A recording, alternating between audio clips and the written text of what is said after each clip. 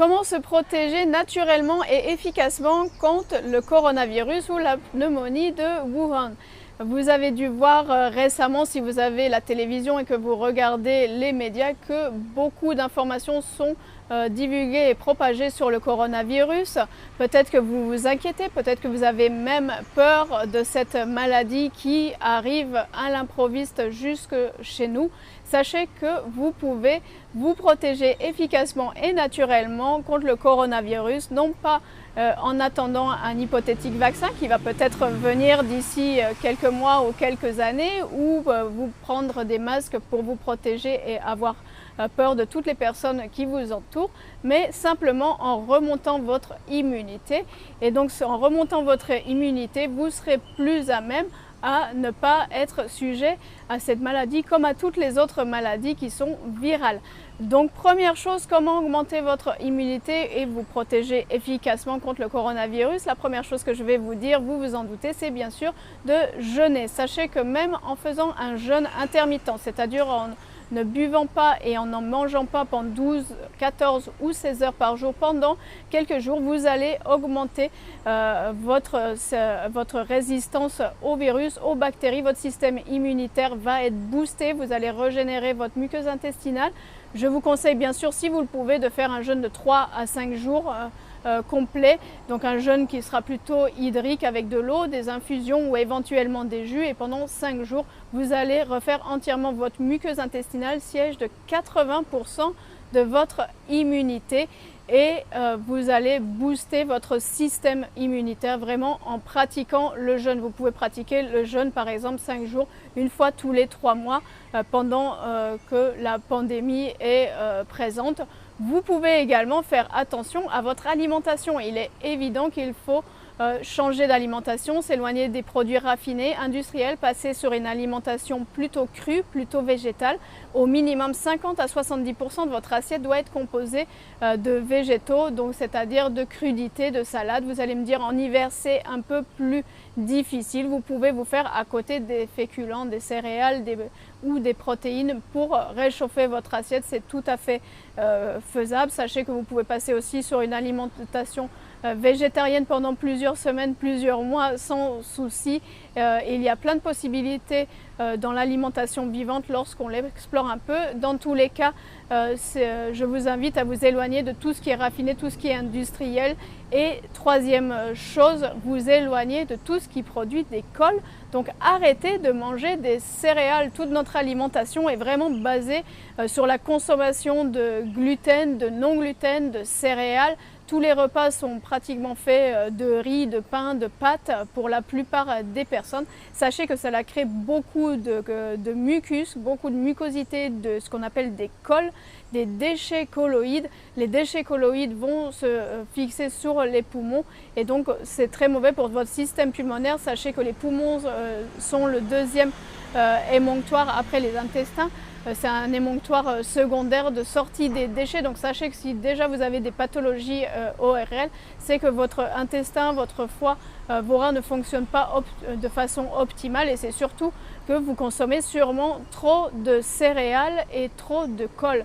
Donc arrêtez vraiment les céréales. Vous allez me dire qu'est-ce que je vais manger à la place. Vous pouvez vous baser, comme je l'ai dit, sur une alimentation végétale au minimum à 50%, voire 70% de votre assiette, surtout crue. Si vous sentez le besoin, vous pouvez le mixer avec une protéine animale, des œufs, un peu de viande blanche, un peu de poisson si besoin lors d'une transition alimentaire ou au quotidien. Et de plus, si vous avez un profil qui est dit tuberculinique, c'est-à-dire que vous avez une diéthèse homéopathique avec des antécédents de tuberculose dans votre famille, bien sûr, vous n'allez pas le savoir, ce n'est pas forcément votre père, votre mère ou votre grand-père, grand-mère. Lorsqu'on parle de diathèse, on parle de maladies qui sont héritées de génération en génération. Il y a beaucoup de personnes qui sont de profil tuberculinique, surtout dans le sud de la France, le sud de l'Europe, au Maghreb encore beaucoup plus. La plupart des patients originaires du Maroc, d'Algérie que j'ai reçus sont de profil plutôt tuberculinique, donc il y a déjà une faiblesse au niveau des poumons, donc raison de plus de faire attention aux céréales et les éliminer au maximum de l'alimentation. Cela semble évident, et surtout pour aider à évacuer ce mucus, c'est de faire des purges à l'huile de ricin. Donc vous prenez de l'huile de ricin le soir. Sachez que normalement c'est un usage purement cosmétique, il est interdit d'ingérer de l'huile de ricin. Donc ça, c'est une expérience personnelle, ce n'est pas du tout un conseil que je donnerai en consultation en tant que naturopathe. Donc vous pouvez prendre de l'huile de ricin si vous le souhaitez, après avoir lu différentes informations sur internet. L'huile de ricin le soir, et le lendemain vous pouvez jeûner pour 24 à 48 heures, ou au moins faire 2 jours de fruits et légumes crus, vraiment que des salades, que des assiettes de fruits, pour vraiment vous aider à éliminer ce surplus de mucus, ce surplus de colle qui encombre votre intestin et qui encombre vos poumons. Pensez également à respirer profondément et à pratiquer la respiration consciente, parce qu'on élimine 90% des acides volatiles par les poumons et par la respiration. Donc ça, c'est très important aussi d'oxygéner vos poumons. Et quatrième chose que je vous recommande également, c'est de rester loin des antibiotiques, anti-inflammatoires, antistéroïdiens, tous les médicaments de la panoplie allopathique. Si vous pouvez vous en éloigner, faites-le, parce que vous réduisez votre immunité. Si vous devez suivre un traitement, pensez à refaire votre flore intestinale, bien sûr en consommant des végétaux, en prenant des jus de légumes, en prenant de bons probiotiques, en prenant de la L-glutamine pour refaire les jonctions serrées de votre intestin. Tout ceci peut vous être conseillé par un bon naturopathe, avec une cure que vous pourrez suivre pour renforcer votre système immunitaire. Et dernière chose, c'est par rapport à ce que l'on peut partager en médecine quantique, médecine énergétique, c'est par rapport aux vibrations des mots, vibrations des choses. Sachez que chaque chose, chaque maladie a une vibration très particulière, et il est conseillé de ne pas se mettre sur la vibration de cette maladie. Donc c'est-à-dire en écoutant beaucoup d'informations sur une maladie, en regardant les réseaux sociaux, vous allez recevoir beaucoup d'informations. Par exemple, j'ai reçu 5 messages de 5 personnes différentes qui ne se connaissent pas, qui ont soi-disant une amie qui est en Chine, qui a un message très important à délivrer par rapport à la pneumonie de Wuhan.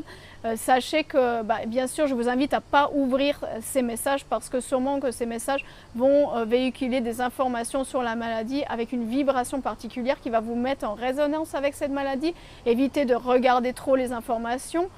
Évitez de vous connecter à la peur, à l'angoisse qui résonne autour de cette maladie, parce que sachez que dans la vie, que ce soit une maladie, que ce soit des problèmes, généralement on attire à soi ce que l'on redoute ou ce que l'on pense toute la journée. Donc c'est pour ça qu'on conseille généralement, lorsque vous vous réveillez le matin, connectez-vous à des choses positives, ce que vous voulez être, ce que vous voulez faire, plutôt que de penser aux problèmes ou penser ce à quoi vous avez peur, parce qu'on risque de l'attirer à soi.